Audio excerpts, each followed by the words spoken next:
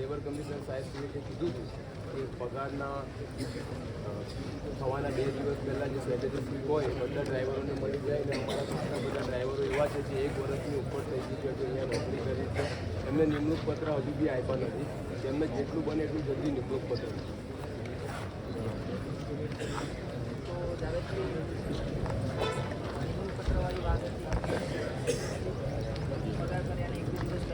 તમારું મુદ્દાવાળું આપી દો ને એટલે ખ્યાલ આવે બદલાય.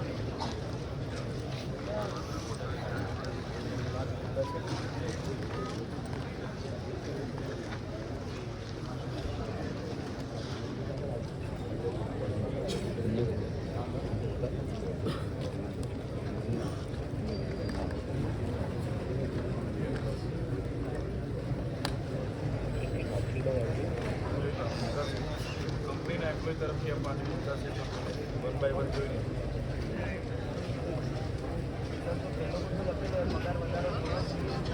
આજે તમે આપતા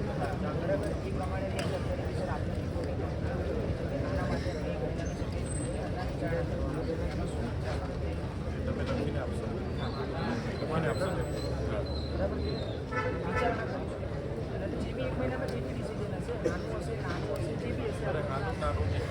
તમારે પરફેક્ટ કેવું પડશે. ખાનામાં અમે ના સાંભળવા માટે થોડું જરા હા તમે વિચારો જે કહે છે ને તમે વિચારો. નેક્સ્ટ દર વર્ષે ઇન્ક્રીમેન્ટ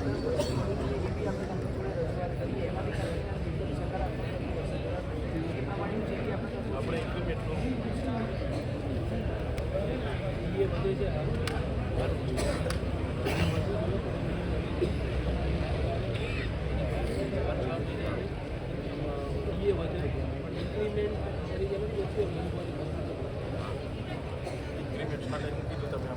એના માટે બી સર એ ઇન્જિનિયર પ્રમાણે જે કરતું હશે જે કાયદા આવતું હશે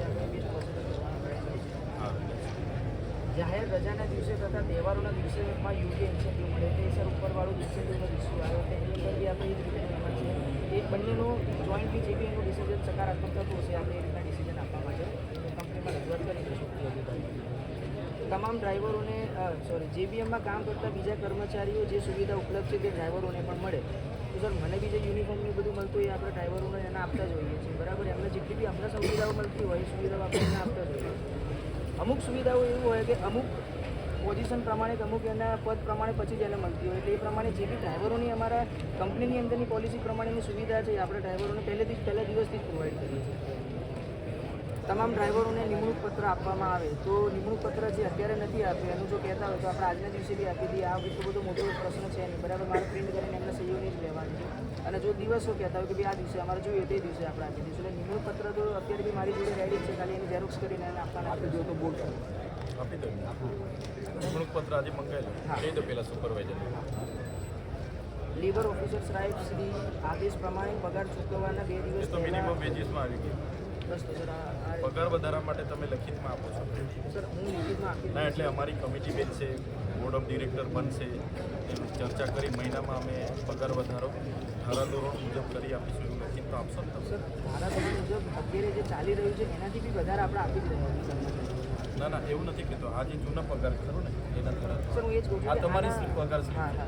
આ પ્રમાણે તમે સર એના માટે કંપનીને થોડો વિચારવાનો સમય જોઈએ કે એની એક મહિના. હા એનામાં 1 મહિનાનો પૂછો ભાઈ તમારા બધા કર્મચારીઓ લેખિતમાં આપે છે ઊભા થઈને પૂછી લો. વિચારવા માટે વિચારવા માટે નથી, વિચારવા માટે નિર્ણય માટે જે બી નિર્ણય કાલે વિચારી તમે ના પાડશો એટલે અમારે પાસે બી આવવાનું. હા નિર્ણય માટે આમાં હા નિર્ણય માટે એવું કેવું હા નિર્ણય માટે 1 મહિનાનો સમય જોઈએ છે તમે કહો અમને, બરાબર ને? વાત કરો તમારા લોકો 1 મહિનો પોઝિટિવ નિર્ણય લેવા માટે 1 મહિનો સમય જોઈએ. એમનો બોર્ડ ઓફ ડિરેક્ટર બધા બેસીને નક્કી કરવા માટે 1 મહિનાનો સમય લઈને પૂછી લો. તમારા આના પર લખી આપજો. સાંભળજો અવાજ બંધ કરો. નગરમાં નથી આવ્યા બધા. ભાઈ ચર્ચા થઈ છે સાહેબ જોડે. હવે સાહેબ છે જે પગાર વધારવા માટે 1 મહિનાનો વિચારનો ટાઈમ માંગે છે. એમાં કંપની હાનું ડિસિઝન આપે તો હા ને નાનું ડિસિઝન આપે તો ના. સાહેબનું કહેવું એવું છે. મંજૂર છે. 1 મહિનાનો સમય માંગે છે. 1 મહિનાનો સમય માંગે છે વિચારણા માટે કે પગાર વધારવો કે નહીં વધારવો. નિર્ણય માટે નિર્ણય વિચારવા માટે નહીં. નિર્ણય આનો આવશે કાં તો નાનો આવશે. આનો જ આવું જોઈએ ને નાનો કેવી રીતે આવે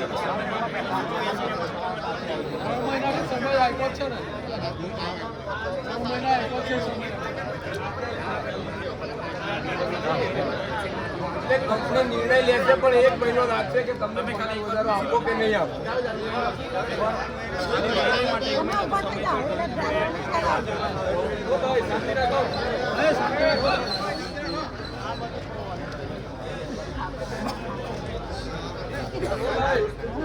તમે જે પેલું કીધું ને પગાર સ્લીપનું ને આ તે એ બધું જો આપણા ડ્રાઈવર ભાઈઓ હું બી એક તમારો પરિવાર જ છું બરાબર. આપણે આના સમાધાન માટે જ બેઠા છીએ. જે બી થશે આપણે આનું સકારાત્મક વસ્તુ કરવા માટે જ અમે લોકો બી આવ્યા છીએ, સાહેબશ્રી લોકો બી આવ્યા છે, પદાધિકારી બી બધા આવેલા છીએ. તો એમાં જે તમારા 5-6 મુદ્દાઓ હતા, મુદ્દાઓ સાહેબશ્રી જોડે અને આગેવાનો તમારા ડ્રાઈવર ભાઈના આગેવાનો જોડે આપણે જે પ્રમાણે નક્કી થયું એમાં જે તમારા તમને સેલેરી સ્લીપ મળવી જોઈએ 2 દિવસ પહેલાં કેવી રીતના હતું, પછી તમને નિમણૂક પત્ર મળવો જોઈએ, એવા બધા જે પ્રશ્નો હતા એનું આપણે અત્યારે તરતના તરત જ નિરાકરણ લાવી દઈશું. થોડા ટાઈમની અંદર આજકાલની અંદર તમને મળવાના ચાલુ થઈ જશે એની અંદર એમ બરાબર. જીબીએમમાં કામ કરતા કર્મચારીઓને જે સુવિધા મળે એ પ્રમાણેની સુવિધાઓ બી કંપની તમને આપે જ છે. જે અમારા બીજા સિટીમાં બસો ચાલે તો ત્યાં ડ્રાઈવરોને જે મળતું હોય એ અમે લોકો ઓલરેડી અહીંયા બી ડ્રાઈવરોને આપીએ જ છીએ આપણે એવી રીતે. હવે વસ્તુ રહી કે જે પગાર વધારાનો જે તમારો મેઇન મુદ્દો હતો તો પગાર વધારા માટે સાહેબશ્રીને આપણે ખાલી એક રિક્વેસ્ટ કરેલી છે કે કંપનીને 1 મહિનાનો સમય જોઈએ છે કે એની અંદર કંપની શું કરી શકશે સકારાત્મક. જો સકારાત્મક થતું હશે તો કંપની સકારાત્મક કરીને તમારો લોકોને એપ્રોચ કરશે બરાબર, અને નહીં થતું હોય તો કંપની એ રીતના આગળના તમને એ બી નિર્ણયો આપી દેશે કે ભાઈ આની અંદર આવી રીતનું નહીં પોસિબલ. 1 મહિનાનો સમય જોઈએ છે તે કહો. તમારા પરિવાર છે ને પરિવારને એટલે બસ મારી એક જ તમને બધાના રિક્વેસ્ટ છે કે આપણે એક જ પરિવાર છીએ તો 1 મહિનાની અંદર જીબી ડિસિઝન કંપની લેશે ને અમારા બી પર્સનલ પ્રયાસો રહેશે કે જીબી ડિસિઝન આવે ડ્રાઈવર ભાઈઓ તરફના જ આવે, સારા એવા જેટલા બી સારા આવતા હોય. તો હું તો એવી જ રિક્વેસ્ટ કરું છું કે આપણે બસો ચાલુ કરી દઈએ આજથી જેમ.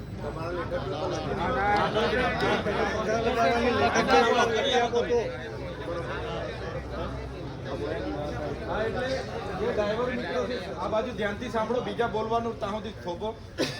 આ ભાઈ જે પ્રમાણે કહે છે, એક તો તમારે જોઈનિંગ લેટર 2 દિવસમાં આપી દેવા કહે છે, બરાબર છે. બીજું શું કીધું? છઠ્ઠો મુદ્દો એ તો પગાર જ્યારે થશે એના એ પ્રમાણે 2 દિવસ પગારનો તો સમય થયો નથી એનો. ઇન્સેન્ટિવ એટલે ઇન્સેન્ટિવ અને પગાર વધારા માટે કંપનીને 1 મહિનાનો વિચારવાનો સમય. આ પગાર બીજા મુદ્દા તો આ સ્વીકારે છે. તમારા 6 માંગણીઓ છે ને, તો 5 સ્વીકારે છે અને 1 માંગણી માટે 1 મહિનાનો સમય માંગે છે. એમનું કહેવાનું એવું છે કે અમારે બોર્ડ ઓફ ડિરેક્ટર નિર્ણય લઈ શકે છે, તો અમને 1 મહિનાનો સમય આપો એવું કહે છે. 1 મહિનાનો એમને સમય જોઈએ છે તમારા પગાર વધારા માટે. એટલે તમે જે પણ ડ્રાઈવરો છે, જે પણ નિર્ણય લેવાનો હોય નક્કી કરીને તમે અમને કહો, બરાબર ને લેખિતમાં આપે છે. એમના લેટર પેડ પર આપે છે, લેખિતમાં આપે છે. મહિનાનો સમય તમારા પર માંગે ને એ લેખિતમાં આપે છે લેટર પેડ પર.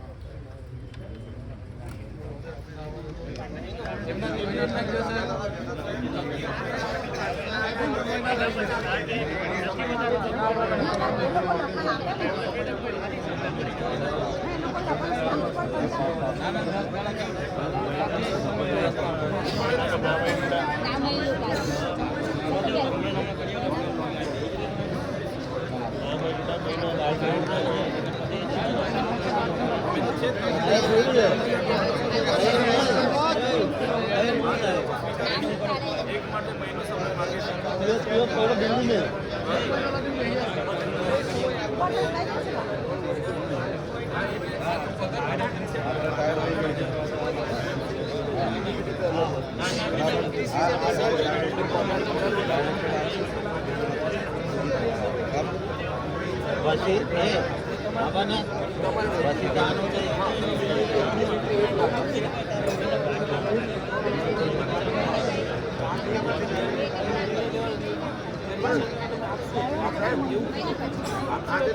બેઠા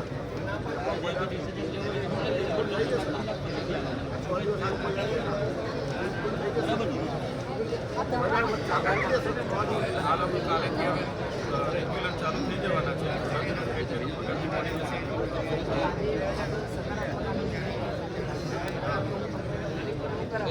થઈ જશે ને? ભરાવી દેશો ને?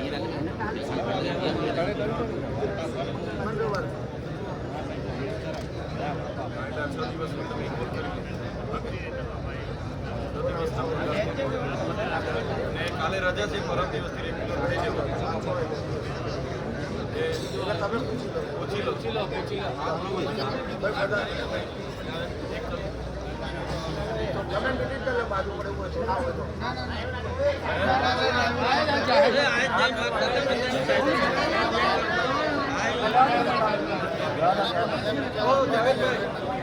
હાથથી થતું હોય ને